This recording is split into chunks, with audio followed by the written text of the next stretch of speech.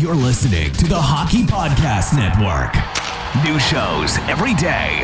Find us at thehockeypodcastnetwork.com or wherever you get your podcasts from.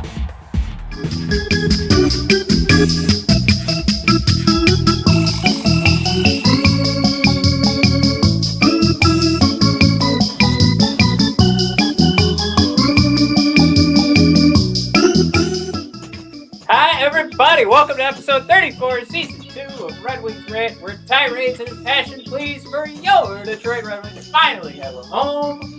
Today we've got, Mike, we are back from the dead, at least from a perspective of playing in Tampa Bay. Red Wings take down the Lightning 5-1. Let's also talk about, Mike, we have a new article on the website that goes very in-depth into if Philadelphia, the Flyers could be a trade partner with the Red Wings. COVID situation in Vancouver, we'll touch on that. And the Svehnikov waiver scare. Let's discuss what that could possibly mean. But before we get into all that fun stuff...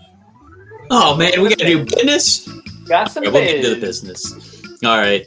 Matt, 68 teams started the tournament. Only the best have survived. Matt, you know what? One of those best players, Jalen Suggs, who, you probably don't care because he plays college and because he plays basketball.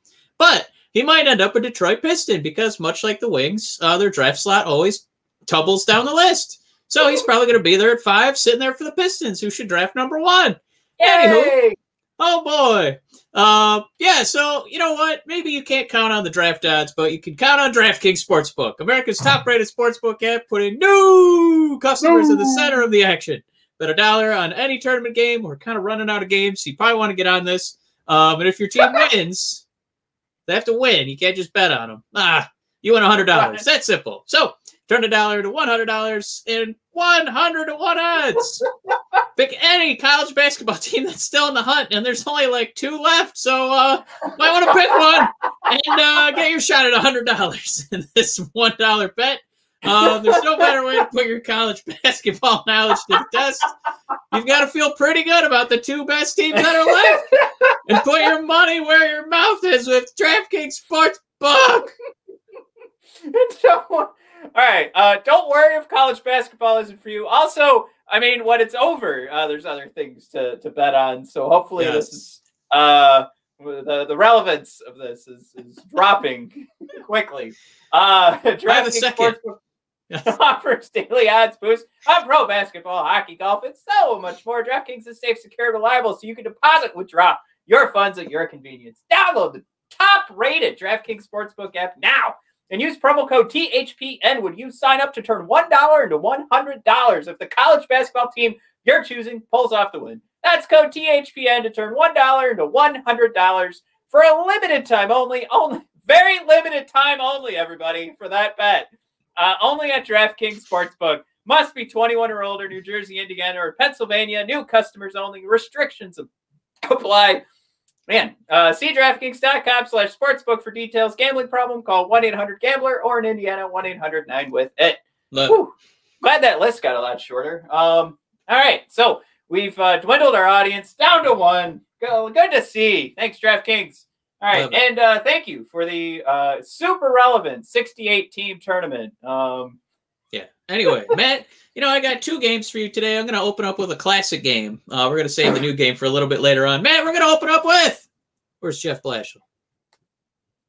Jeff! Do we get a Jeff image or no? I'm sorry. I thought you said the old game was for later. Oh, no. We're going to open up there. Who's that? Pokemon! Starring head coach Jeff Blashill. That's okay. You know what's really confusing? Also, in this edition of Who's That Pokemon, it's not Jeff Blashill. Gosh, blang it. Matt, it's going to be Dylan Larkin. Talking about a player.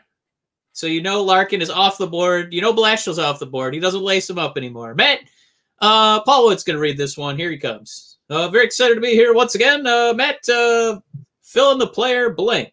He plays hard, plays the right way, goes to the right areas at the right times. He's got great timing in front of the net. He's got a great shot. But things didn't go his way. He's always stuck with it. That's something everyone can learn from, no matter what you're going through statistically. Just play the right way. Now, Matt, I will give you an extra hint. Not only is this not Larkin, It's not Blashill.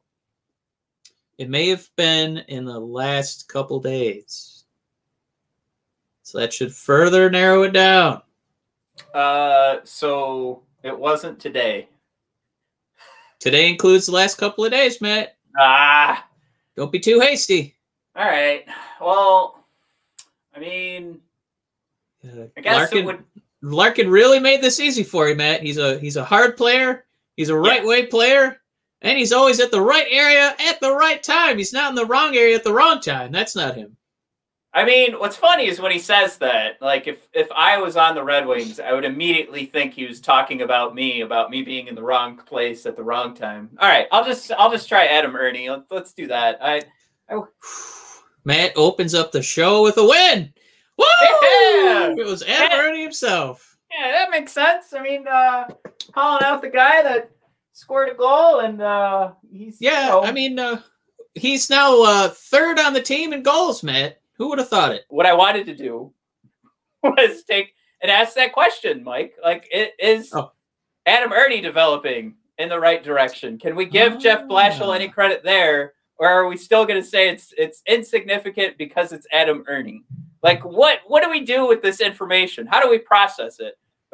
We sat back, Mike, and said somebody's a doofus for really railing on Jeff Blashill for his ability to develop these guys, because we never know what's going on in practice. You don't actually know how these guys are being developed.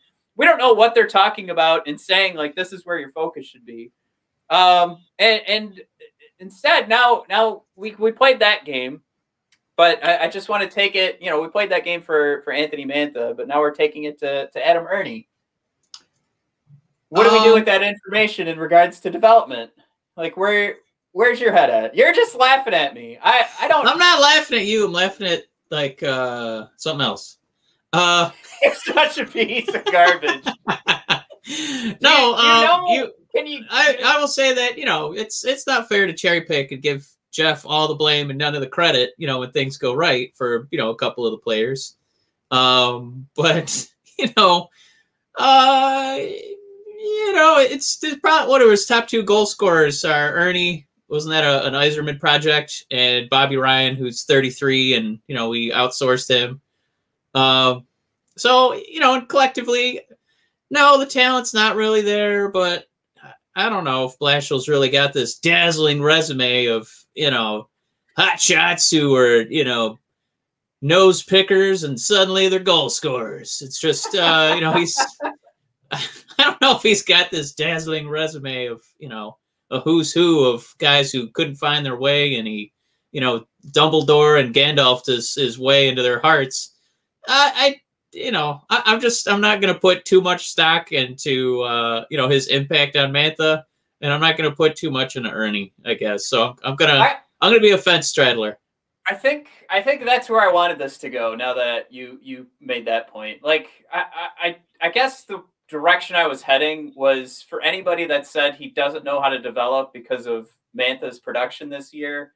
Like, are we then allowed to turn it on that person and say, well, then I guess he must be the greatest coach of all time because he turned Adam Ernie into a 1.89 points per 60 player, which is far beyond, I think, what we would have asked him to be. A 20 goal scorer if we were playing an 82 game season. That's what he's on pace for. Is that what we really picked up Adam Ernie and thought was going to happen? So I think what I want is to say, I agree with you. I don't think like Jeff Blashill has like turned Adam Ernie into a goal scorer. But like, if you think that sounds ridiculous for me to say, that's how ridiculous you sound to me when someone says that he's ruined Anthony Mantha. Yeah, I don't think he's ruined Anthony Mantha. I mean, forget Anthony Mantha. I'm saying the idea of. Well, I mean, you did bring him up. Fine, then discuss that. But you see what I'm saying? I feel like it's still getting missed. I want it to be a wash. Okay, if Adam Ernie's going to outplay where he was supposed to be, I mean, even when Tyler Bertuzzi was in, he was doing actually, I think, above and beyond where we would have expected based on like a points per 60 performance. Let me ask you this, Matt. Before we whitewash Blashill, next season, Mo Seider comes aboard. Gets no goals, 2 assists, and he's like a -12. Is that Blashill or Seider? It's neither. He's going to be a kid coming into the NHL. Who are you going to blame, Matt? Nobody. I'm going to sit there and go, man, I can't wait for him to get who's some more gonna get Who's belt. going to get the blame? Well, Jeff Blashill will. That's goddamn right. Yeah. That's where I'm coming at with this argument. All right? Like, I get it. Like, Adam Ernie is not a top 6 forward. We know that. Maybe, you know what? I'm going to say that right now, and then he's going to go on a tear in the next week. And we're going to be going, he is a top 6 forward. But I'm not. It really has nothing to do with Adam Ernie. It really has nothing to do with Anthony Mantha. It's all about this narrative. A narrative with no real basis and knowing what's going on in practice, knowing what's going on in every player's head. And we make these assumptions that the development of a certain person has gone or just in the wrong direction, and somebody needs to go. And I think you and I have actually put together quite the case of people overreacting because this team really wasn't going to perform that well. And all in all, when the season started, we asked for little improvements, and we have seen little improvements. So I don't want Jeff Blashill around this team any longer than anybody else. Like, I know some people want him fired today, but I don't want him here. You know, we don't need to give him an extension. But, Matt, yeah. Times have changed. The Wings are getting worse. They won't obey the coaches. They just want to fart and curse. Should we blame Ken Holland or blame society? Or should we blame the images on TV? No, blame Jeff Blashill. Blame Jeff Blashill. Matt, he's the ultimate blame Canada, and I don't know if it's really deserving. I'm glad I brought up a movie from 1998 just for me. You were really excited to bring that up. Okay, so I get it. You don't want to talk about this. Nobody wants to talk about it. It's not that I don't want to. It's just there. I don't know. It's not a point for me because I don't think that he should get blamed for Mantha. I don't know how you really blame him for who's on the team. Yzerman knew what was happening. He knew we were icing a team this year. Yeah. I don't really blame Jeff. And right. It kind of stinks that in the same, in negotiations for Blashill getting his next contract or getting his next NHL head coaching job, he's going to have to be like, you saw what I did with Adam Ernie, right? This guy right here, boom, boom. And that's what I'm saying. Like, I don't actually think he's going to do that. I don't think Steve Yzerman's going to look at it and go, whoa, you turned Adam Ernie into a 20-goal scorer for that one moment, like in that part of the season. You could have statistically turned him into one. Like, nobody's going to do that in negotiations. I get that. I'm just saying, like, you can't have it one way and then turn it the other. So I guess I'm trying to open people's eyes to a different way of looking at this. That how about if we crucify him? For one thing, like you'd also have to. It's timely. It's Easter. Yeah, it's definitely selective memory. Yeah, it's definitely selective memory and cherry picking. That's why it's not a conversation that really interests me because I guess I know those people and I don't know if you're really going to change their minds. Then you're basically preaching to the choir with me because I agree. I just don't know if the full picture for Blash is. It's also not enough to like keep him around as a forever coach. One of those guys who's here for 35, 40 years. It's just it's fine. I just don't think he's quite done enough to say this is a guy that is going to retire a Red Wing as a head coach. So. All right, well, moving on. I did want to talk about the Lightning and Red Wings game today. It's a little puzzling going through the analytics here, Mike. 63% Corsi for the Lightning. The possession was all in the Lightning's favor today. This was remarkable to me, but considering it was 5-1, the expected goals for the game put it at a 1-1 pace. which is also incredible to me. This must have been such a hard game to figure out if you were, I would say if you were watching this, and I kind of hate the NBC analysis, but I'm just trying to put it in there is just this idea that if this game was being really taken to the side, pushed to the boards, and I think my evidence there would be a heat map from Natural Stat Trick that I could pull up. You can see all the heat spots for Tampa Bay are on the outside, closer to the point, and then it actually is pretty light out in front of the net. So Tampa did not get a ton of chances 5-on-5 out in front of Greiss. So ultimately, you're looking at this because the same could be said for what the Red Wings were doing for a couple of periods, but the Wings just couldn't be stopped. We had Christopher Gibson, Mike, or I don't know if I should pull this up from Elite Prospects because are you saying that right? Oh yeah, should I pull this up? Let's see. Yeah. This would be for. I've heard it's actually Christopher Gibson. Right. We got this for our boy Jesse. Let's share this real quick. All right, so I think it's Christopher Gibson, but maybe like as we've been told, we have to go by Elite Prospects pronunciation page. So we'll just throw this through. Let's see. Christopher Gibson. See, you were butchering it. It's much more Christopher Gibson. Right. I mean, you couldn't go by how you may have once seen the name pronounced. You have to go by Elite Prospects. Christopher Gibson. So he did not play well today, Mike.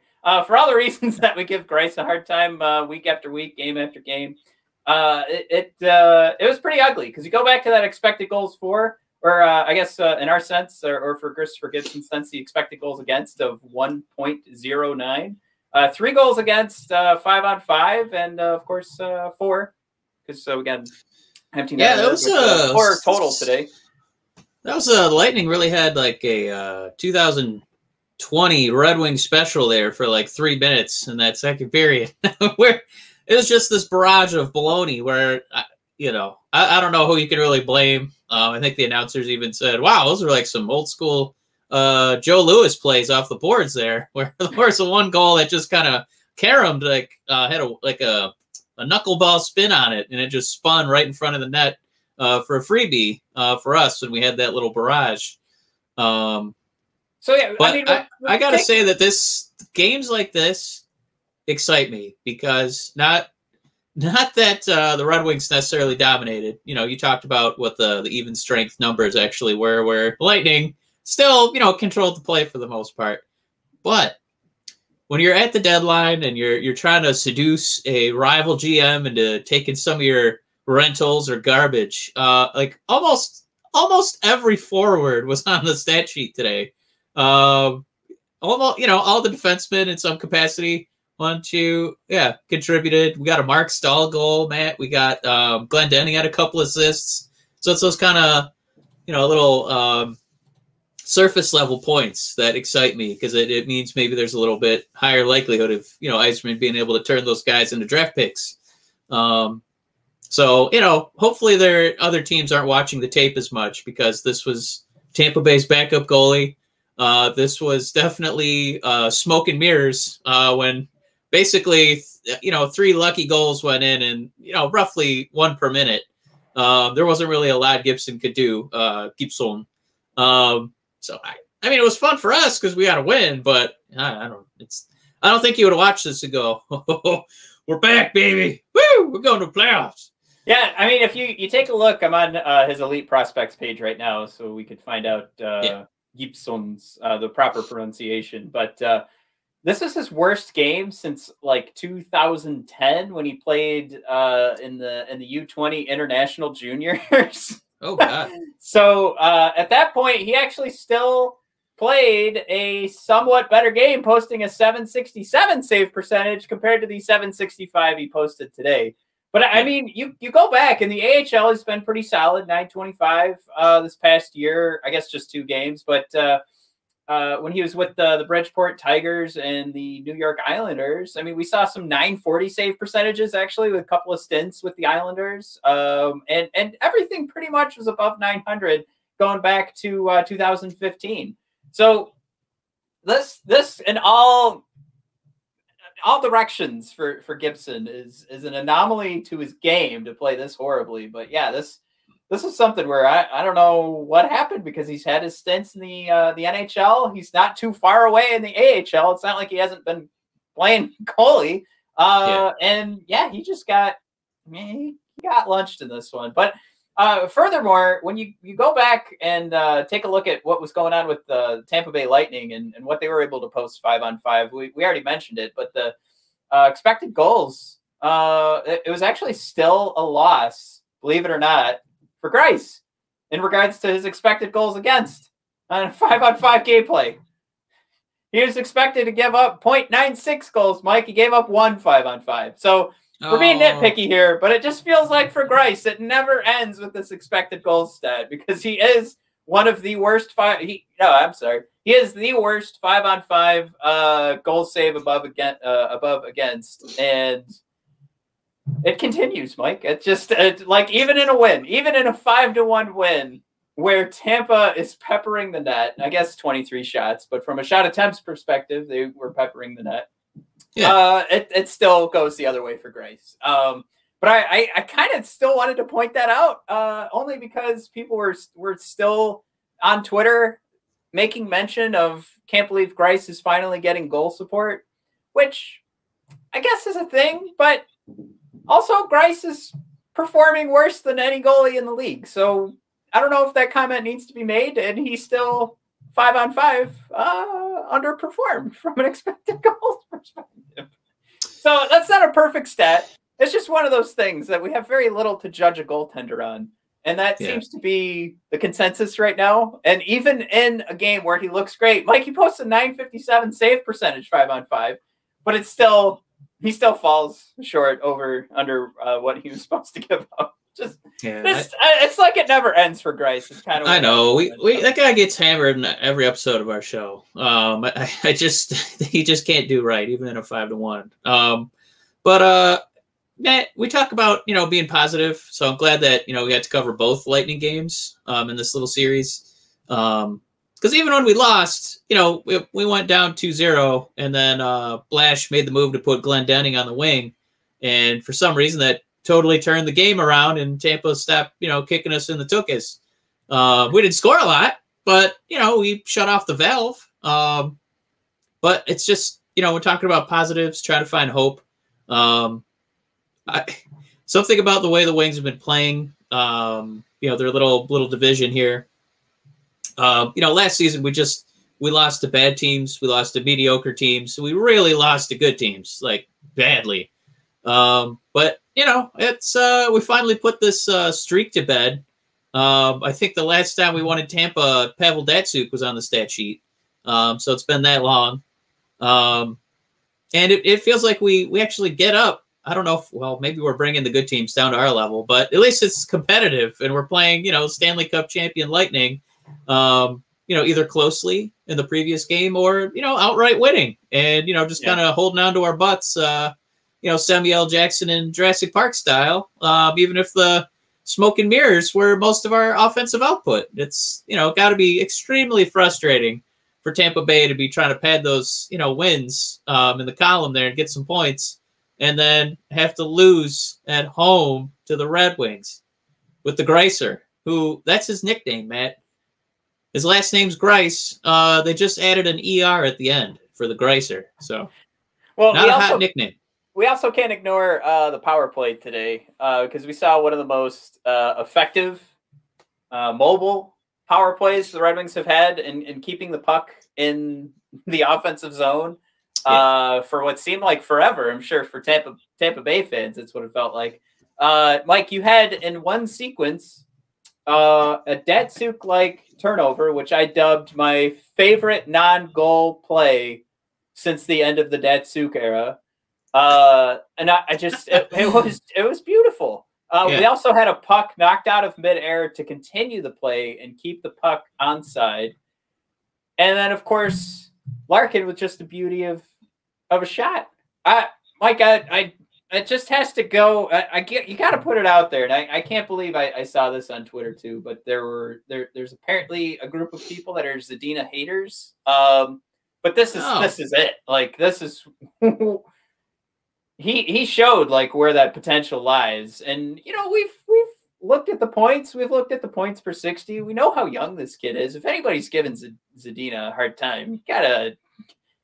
There's a lot of things going wrong with Detroit sports, but that's ain't one of them. There's definitely more deserving soapboxes, I think, than the right.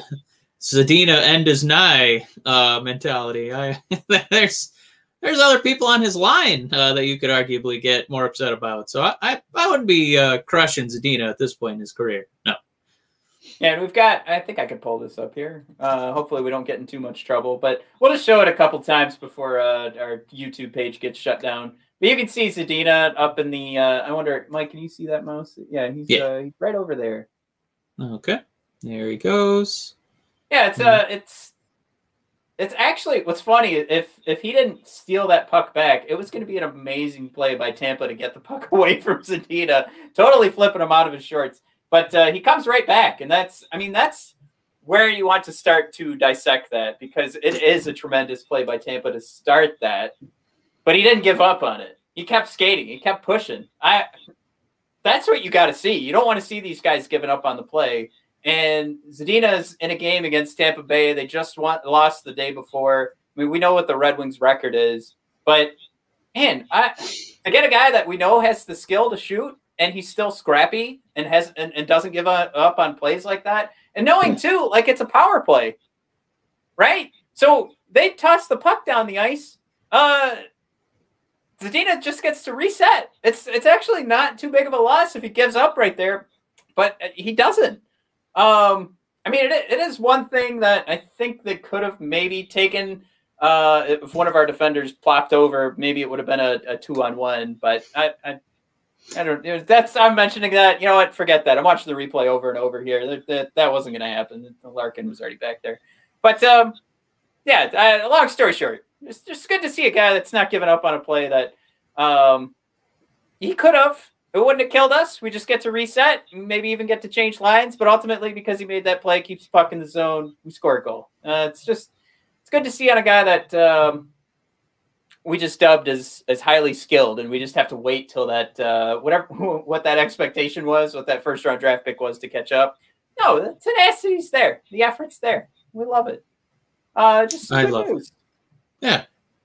Mike, you want to? Thanks for the. All right. No, Mike Svehnikov cleared waivers again this week. I wanted to talk about that because it seemed to me I tweeted out like that he should go. Like, he should get picked up based on what he was able to do. He was at the 3 at the time, I think. I don't know. He had just came down below the 3 points per 60. So that's still fantastic. I mean, he still leads the team in points per 60. But it's one of those things that when he played, he put up good shots. He was productive. It's not like we could just sit here and say, hey, his analytics were good. No, the hard numbers were there too. And a lot of people made the assessment that maybe he just needs that opportunity. Maybe he needs to be on a top 6 to really shine. And he didn't get picked up. So where I wanted to take this was because it was mentioned to me when I said he should get picked up, that there's probably an unspoken agreement of GMs not taking waiver claims from other GMs. And even though a guy like Jimmy Vesey just went, it kind of looked like Toronto was done playing around with him. I wonder if the conversations start with the GMs of like, are you cool if I make this play? Because all the evidence is there, right? Svehnikov has shown his talent. He's not a big number to take over. And you can just give it a shot, see what happens, especially a team like Carolina that could have him play with his brother. So is that it? Is the evidence there? Have I made enough of a case that even though this wasn't even the claim that I made on Twitter, but now that I agree with that GMs are just talking behind closed doors saying, hey, can I take your buddy? And they're saying no. Or is it just I'm not gonna claim anybody on waivers this year besides Jimmy Vesey? Yeah, it's pretty stunning that he keeps clearing waivers. Is that twice or 3 times now? Twice this year. 24-year-old guy who's shown some skill. I don't know why nobody's taking a chance on him. I mean, the Red Wings are arguably taking more chances by putting him on waivers again. But is it just that there's such an abundance of like, God, isn't the dude like, yeah, he's 6'3", 200 pounds. Are there that many 6'3", 200 pound, like, kind of, he can wing, he can maybe be a center. Is that really, there's that many guys out there that there's no interest in the rest of the league? Or is it just kind of teams are kind of buckling down and getting their their shizzle together for the Kraken next season? So it's almost like maybe that would kind of screw up their plans as they kind of get organized for the type of players that you have to have on contract that you can protect and couldn't protect. And so maybe he would just be eating up too valuable a roster spot. That I would say, I don't know enough about like what the ins and outs are of that or what every team's situation is. It's probably a possibility that squeaks in there. Yeah. Okay. Yeah. I mean, that's the only real reason I can think of is, it's just too valuable a roster spot. Maybe a guy you might only have for a little bit of time, and he'd either, be gone outright. Cause I think, isn't this, the Red Wings have to re-sign him as a restricted free agent coming up? Mm-hmm. You got that correct. Yeah. Yeah. One of those things too, like an odd way that this all works is I think they can actually wait to sign him till after the expansion draft, which is kind of weird, but yeah. So I guess, we might be in agreement with one asterisk that maybe there's a lot of Kraken expansion draft coming into play. So I don't know, Mike, if you want to play your game or if we want to discuss the Vancouver COVID situation. Yeah, let's do the game, and then we'll do the trades, because the trades are always my favorite thing, and I want to make sure we have time. Matt, so looking at the Red Wings stat sheet for today, five goals, which we don't see that very often. That's once in a blue moon for our boys in red. But Matt, speaking of that, basically everybody had a cameo on the old stat sheet. And Matt, that made me do a little research about Red Wings on the Cameo app. Matt, you can get videos of, well, maybe not your most favorite players, but there's definitely some real current and former Red Wings you could get out there. So Matt, I found some numbers for what these guys are charging. And I got some names for you, and we're going to see if you can kind of put these together for the who's who. So, Matt, this is our first ever edition of Red Wing Cameo. Matt, are you excited? I'm ready to go. Oh, boy. Matt,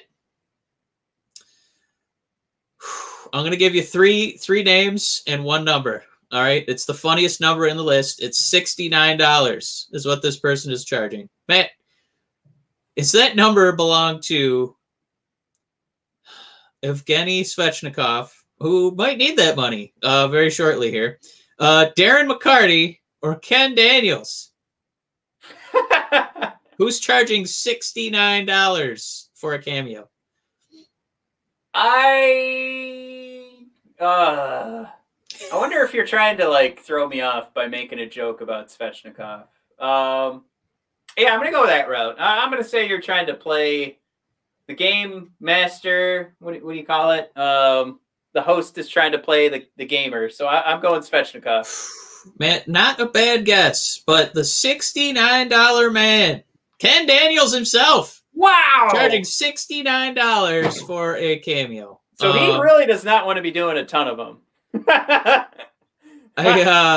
am not paying $69 for it. That's a lot. Does it go towards the Daniels Foundation? Because that would make me feel really bad about making fun of it. There are a couple that I excluded because they are going specifically towards charities, and this one was a little ambiguous because it looked like he would just kind of, do whatever. But Matt, we're going to do another fun number here because that one is still a little up in the air, and it was just a shocking and hilarious number that we had to share. Matt, we're going to go with the largest number on the board. You can choose between Darren McCarty, Bobby Ryan, or Evgeny Svehnikov, the man who might need the money more than anyone else. Matt, who is charging $109 effing for a cameo? Oh my gosh. Maybe he does really good, and that's why he only took $1 million contract, which would be Mr. Bobby Ryan.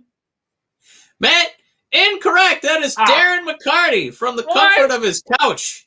Oh man, no! All you got to do is get a podcast and put it on for 2 years, and then he'll come on your show. Yeah, that's So whenever you do a Cameo account, basically you do like a teaser one, and you kind of say, "Hey, I'm Ken Daniels. I'm gonna tell you a Red Wings story, or I'll call a game. Do one of my famous calls call for a you. Game. I'll call one of your pickup games for 60 minutes." Now he's kind of selling himself short. I mean, come on, let's get that Bailey sports money going. But Darren McCarty is leaned back from the comfort of his couch. Matt, you can hear him cracking a cold one while he's making his announcement. It's definitely YouTube glory. It's hilarious. Now, Matt, we've got a couple of $54.99s on there, but we're actually going to go with the $6.99. Easily the cheapest cameo from a Detroit Red Wing from this list. Matt, here are the contenders. We've got Mr. Bobby Ryan, Evgeny, I might need some money soon, Svehnikov, and Mr. Sam Gagner himself. Matt, who is the $6.99 man? Your thoughts? Oh, man. Let's do... God, it seems mean for me to go and pick Sam Gagner. I don't know. Svechnikov's been an answer on all of these, and it hasn't been him yet, so that's another game to play. So let's say Svechnikov, just because he's been an answer in every... Matt, he is not the answer for other GMs. He's not the answer for the Red Wings. He is not the answer to this question. Matt, it is Sam Gagner, charging $6.99. Wow.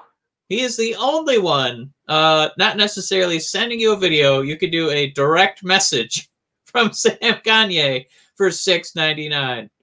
What a bargain. So that means that Bobby Ryan, one of the Red Wings' top goal scorers, soon to be on the block for the trade deadline, $54.99 for a cameo. And Matt, easily the youngest of the bunch. Matt, he is working that cameo life like a wizard. Matt, also a $54.99 man, Evgeny Svechnikov.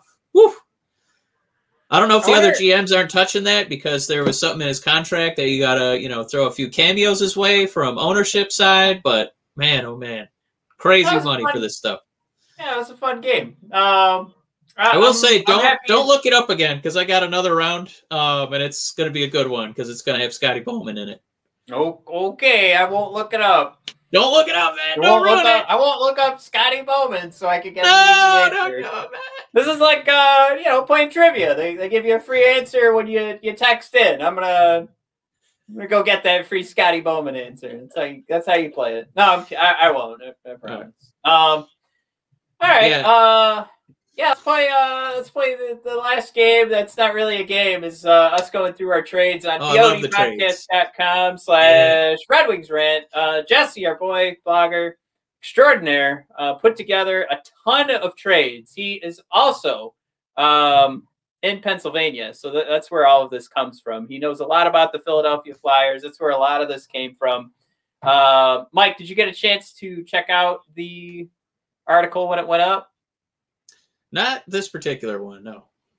So let's jump in here. We've got Bernier moving first.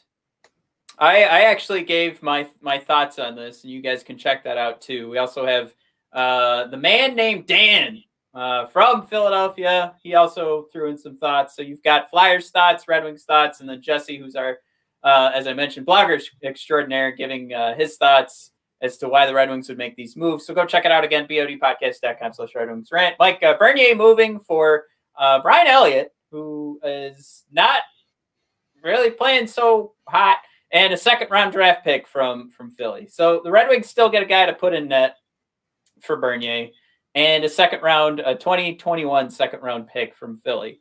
The consensus around the league is that you don't get a ton of return, even if you have a great goaltender to move. So it's even to the point where Yzerman might just hang on to Bernier because goalies don't fetch a ton. So just hang on to him. So this is something where Yzerman gets to hold on to a goalie, and then we get it's a pretty high actually return for a goaltender when you look at the history. So second round pick. I mean, considering what Bernier's record and statistics look like from what a GM usually looks at compared to what, we as nerds of hockey that want to take a look at the advanced analytics, we can see that Bernier is playing out of his mind as the number 7 goalie right now in 5-on-5 play in goals saved above expected. So yeah, all that thrown together, we get it. We know Bernier's a catch. Around the league, might not see it, but fetching a second round pick here, Mike. That's a really nice return for a pending unrestricted free agent. Right. Maybe for a restricted free agent. Man, if we were going to play that game, who says no? Probably Philly, right? Maybe they want to just kind of lower the draft pick number a little bit. Because, Elliott's literally in there to be like a pylon because that's what he's been doing in net with his 888 save percentage. Not the ideal number that you're looking for. Because we already got the Greiser doing that. But man, in the defense of the trade, Bernier, I made the comment earlier. If you just looked at this game and said, hey, look at Mark Stahl. He's leading on 5-on-5 defenseman. He got a goal today. What a hot asset that is. And maybe didn't necessarily watch the whole game. So I'd say if you watch, on the flip side, if you watch Bernier games and see how many times that guy stands on his head for this team, you know what an MVP is. And we talk him up every episode. So maybe, Yzerman, in addition to sending this trade offer for a second-round pick, also sends in the highlight video of Mr. Bernier. Maybe Philly is like, yeah, you're right. We'll get rid of that roster spot with Elliott, and you know what? You're worth it. Good call. Second-round pick. All in.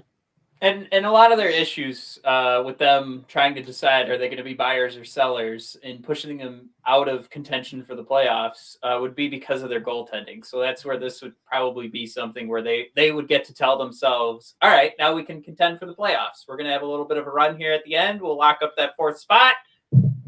Bingo, bango. And that's also a point of contention with this article too for anybody just tuning in and hearing us talk about I guess that's for the live viewers. If you're listening to the podcast, you got to listen to the whole thing. But the Flyers and Red Wings trade does come with the asterisk. This whole article is that the Flyers are going to be buyers. Wasn't going for the rhyme, but it came out. Because I think a lot of people have already made the assessment that guys are going to come flying out of Philly. Pun not intended. Because they're trending so far down so fast, it's going to be hard to pull up and kind of right the ship. But as we move down here, Mike, we have now. This is going to be fun because I'm just going to throw out a pronunciation for this name. But we have John Merrill heading out for Rub Stuff from Philadelphia. So you'd have to do some digging, but this is something to me where I think you could lose Merrill because we have some space that could be filled. And Merrill, we have space that could be filled in Merrill's position down in Grand Rapids, no problem. I don't hate John Merrill, but I also don't think he's the game-changing defenseman. I think a lot of people would agree with that. So you could send him out, bring in a prospect for the Detroit Red Wings to play around with, and then probably bring John Merrill back after the season. That's a very good possibility. He was so excited to come to Detroit to play.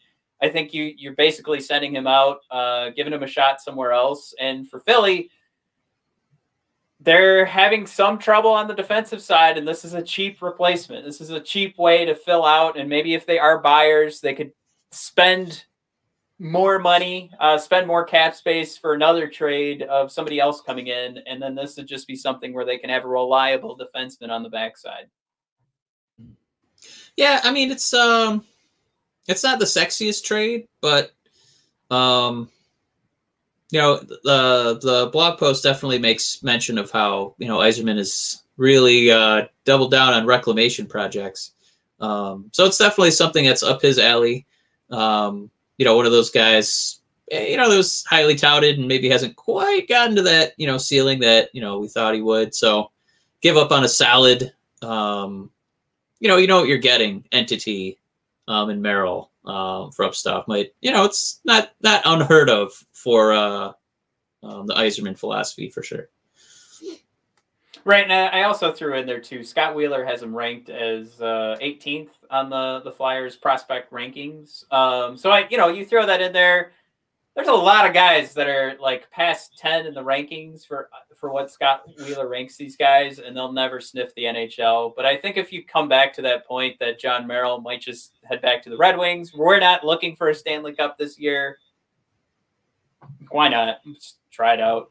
All right, so here's where it gets interesting. Wade Allison, who is a top 10 prospect for Philly, according to Scott Wheeler, and a first-round pick heading over to Detroit for, Mike, this is crazy nut bar, Filip Hronek. Woo! All right. Now, I think my largest response was to this trade. The way my head works, I look at Filip Hronek as untouchable. I think this is a guy that you want to keep working out in your own system because he seems to be a fit.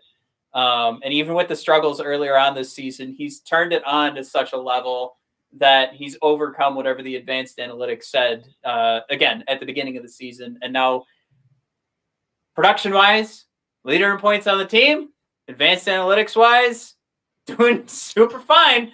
So are you getting enough of a return for a guy who's a set top 6 defenseman easily, top 4 defenseman across the league, number 1 defenseman for the Detroit Red Wings? Again, a first-round pick in 2022 and Wade Allison. And the thing to consider with Philly going down, the ship heading into the ocean, is that this 2022 first-round pick could certainly be a lottery pick.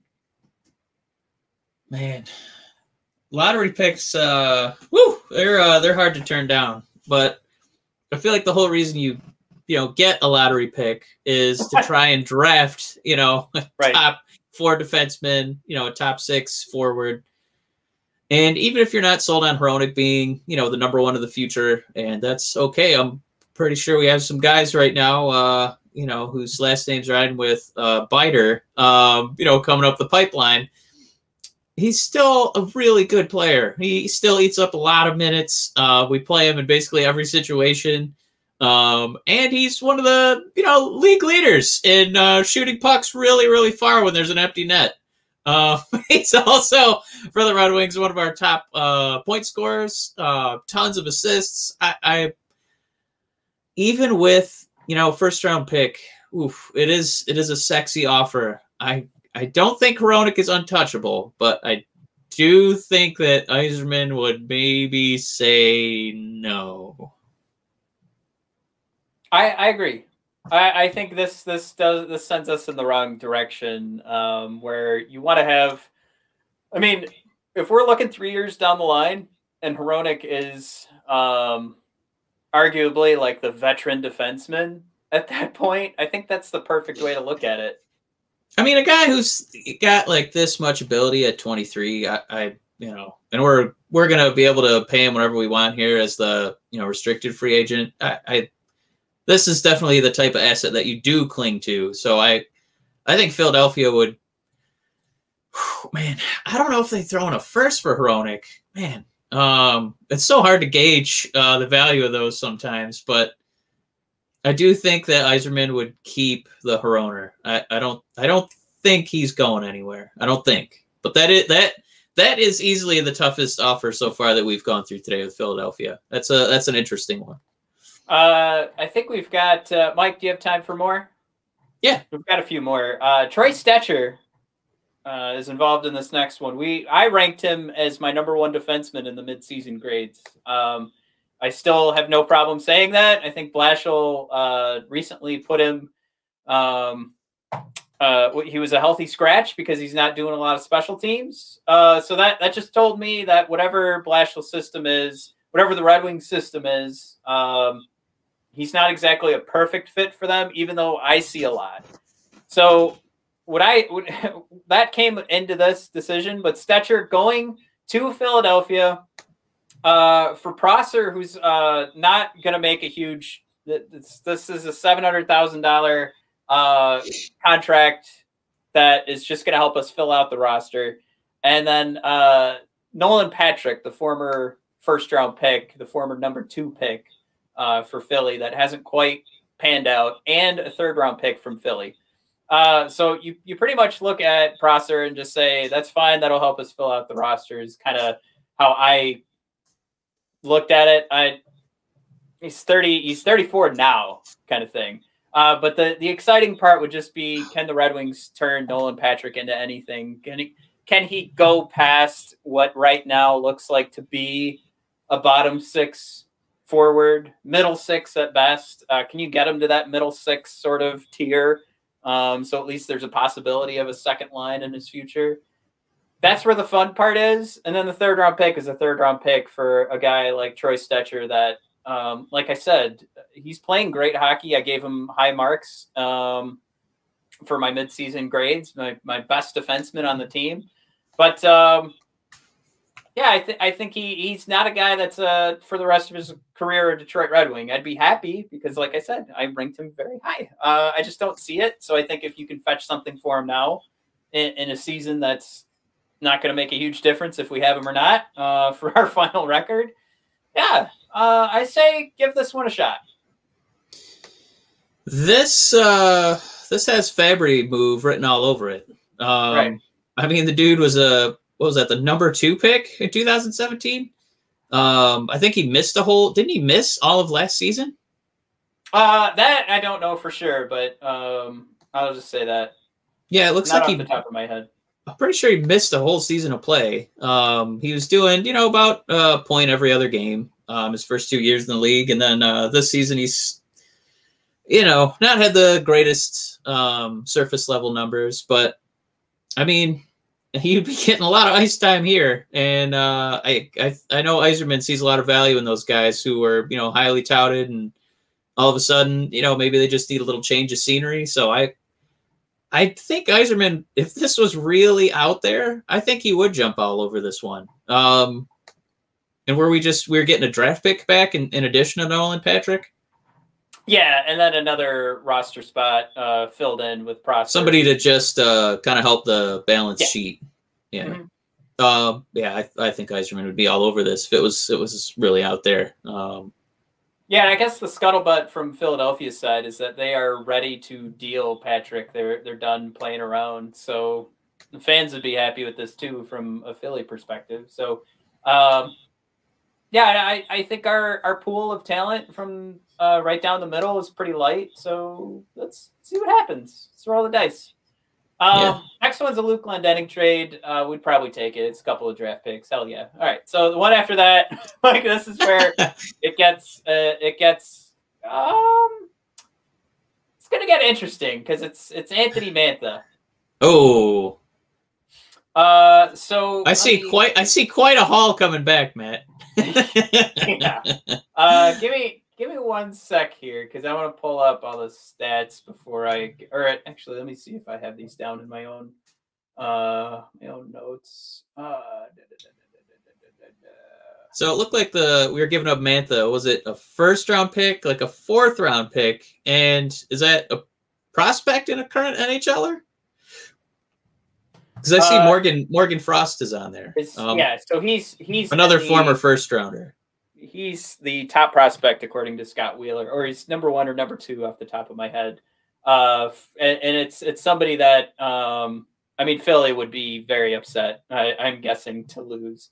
It's not something that he's not a guy that you just casually write in as trade bait kind of thing. Right. But yeah, and then Gustafsson, 29-year-old defenseman, 10 points in 24 games this year, not terrible. But yeah, so you're getting another defenseman. He's a pending UFA. But yeah, Morgan Frost is the real get here. I would love to turn that 2021 first-round pick into a 2022. But yeah, you're giving up Mantha. You're basically saying this is a guy Morgan Frost is,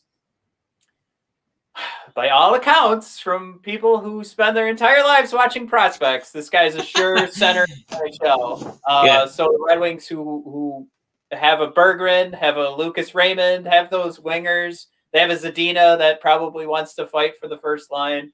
They have their wingers.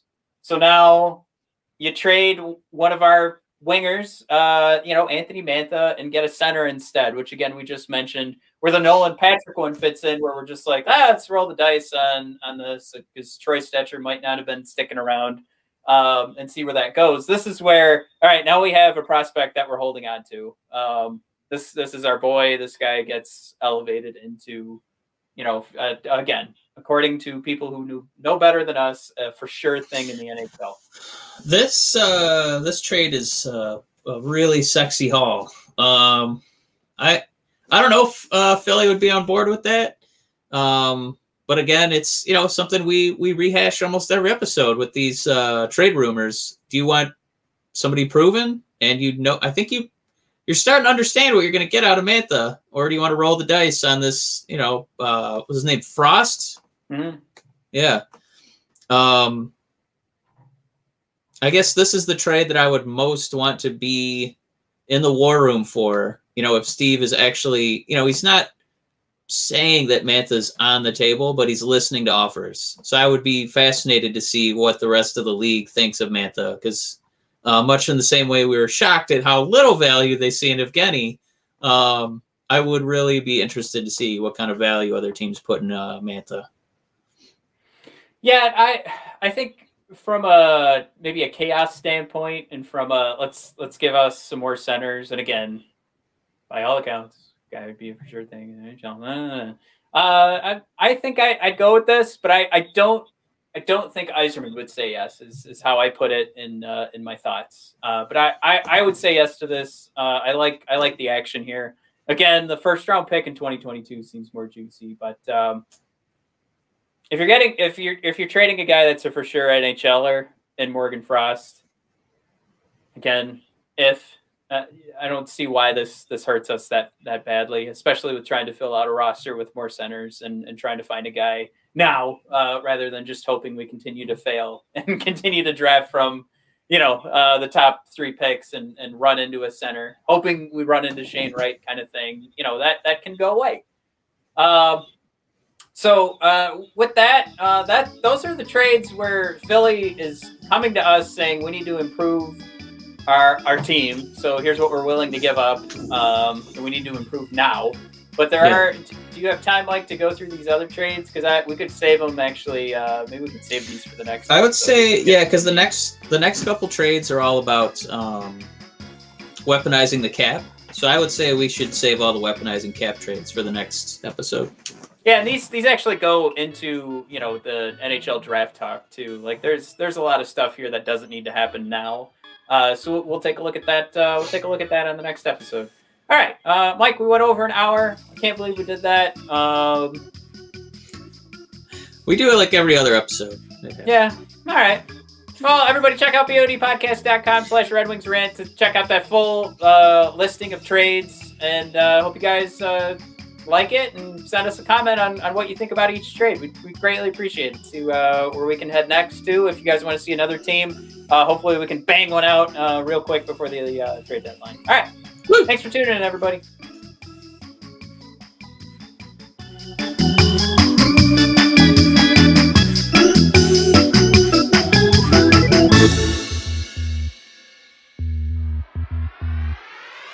Here comes the